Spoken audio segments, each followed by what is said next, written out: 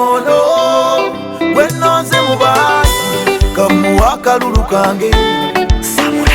Abantu babadde beebuuza tinakola ntya okukuzuula, amaaso gaali gasiima nga gwe gwe nninze.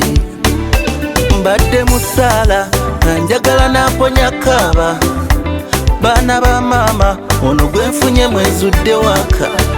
Omwana muka amaaso kika potentialina ze yankolera nasensebuka nawuttalala mwe nammwe mulabe eno nze nfudde kubanga kamuwa akalulu alina laavu maama biseera by'omu maaso nno kwensi byakaguwa alina laavu maama kamuwa akalulu alina laavu maama biseera by'omu maaso nno gwe nalonda nasinga obungi amaaso bigaali gakoowa obimponyeza sikyegomba kenfunye gwe mazeera nzudde solutioni kwate byali byagaana kyuse byali byakyama leka nkwase ofiisi ey'obulamu bwangu ekirongoose bambi wano nkisaba tuvaawo wano ekirala bamwesigwa otuukirize bye wansuubiza nze nkwewadde kamuwa akalulu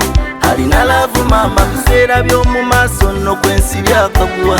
alina laavu maama kamuwa akalulu alina laavu maama biseera by'omu maaso nno gwe nalonda yasinga obulungi.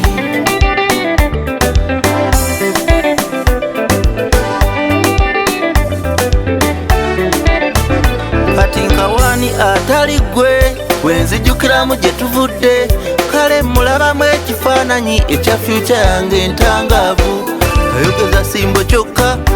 asuubiza n'abireeta ndi mujjawo omulungi akufaanana banumyalumya twakoowa leeta laavu tulumya abateesi alemeddwa abeeko mu lwesi kazaabike zikuka emipiira nakusiima ate tweronda kamuwa akalulu alina laavu maama biseera by'omu maaso nno kwensi byakaguwa alina laavu maama kamuwa akalulu alina laavu maama biseera by'omu maaso nno gwe nalonda yasinga obulungi kamuwa akalulu alina laavu maama biseera by'omu maaso nno kwensi byakaguwa